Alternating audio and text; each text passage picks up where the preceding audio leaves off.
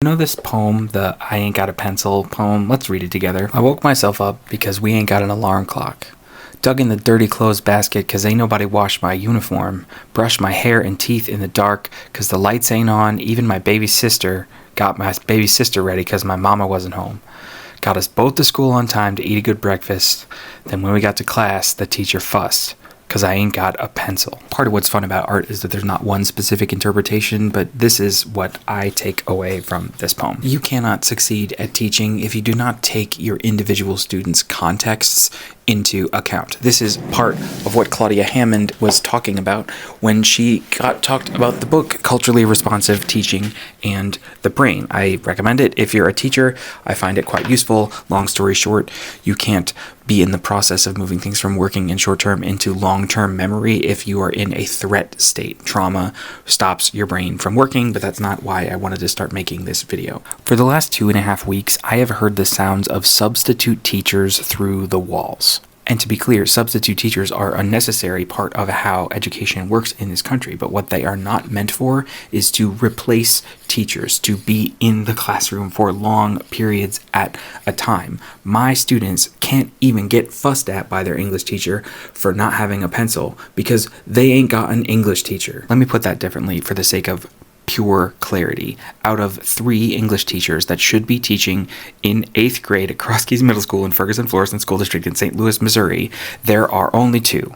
My students in my hallway do not have an English teacher. Perhaps you find that surprising. I find it frustrating, but you have definitely heard about this before. You've just heard it called the teacher shortage. You hear the words teacher shortage, I hear students misbehaving through the walls. If you're not new to this channel, you will know that it is quite unusual for me to be talking about where I work on this very public internet platform. Usually on this channel, we're close reading books, and I can't wait to tell you about the 24 books that I read this summer that I haven't made any videos about because I basically took the entire summer off. But I'm taking a break from that to start this new season of content with this plea because, for three specific reasons. The crisis in education is not a faceless crisis. It is a crisis with 100 faces that I see every single day. I consider it my ethical obligation to do everything I reasonably can do to provide a good education for them. Today, that means I am reaching out to my massive audience, and I want you to actively think about who in your life might be able to take on a teaching role, specifically in St. Louis, specifically in the Ferguson-Florissant School District. Yes, that Ferguson, or if not in our school district, in a school district around you that could use a teacher. To get specific, you don't need a certification in teaching to apply for these jobs because there is a national teacher shortage. States like Missouri have relaxed some of their constraints. Emergency substitute certifications are ways in. There are ways into the profession, even if you did not specifically study education.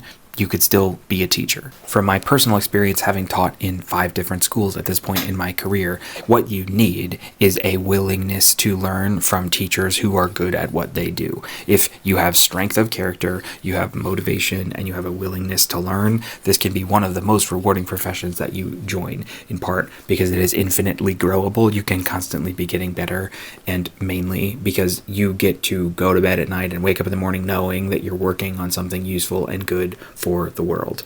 I still get text messages and emails from students that I taught in 2015. This year, I am mentoring teachers, coaching teachers who are the same age as the first group of students that I taught. There is a depth of reward to this career, which is hard to put into words. I don't want to end too grandiose. I will be covering Anne of Green Gables soon. I finished reading that this summer. It was one of the 24 books, and I can't wait to make connections between that book and For the Love of Men by Liz Plank and The Will to Change by Bell Hooks. But to end on something grandiose, even though I said that I would not, it feels as though the institutions of the world are falling apart.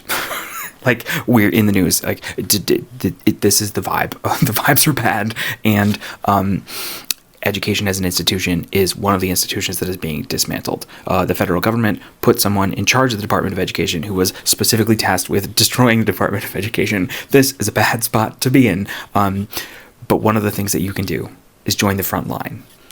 Maybe that's grandiose to say, and I don't want to activate like the martyr complex and white savior complexes and other kinds of complexes that are problematic and unsustainable for motivating teachers in the long run.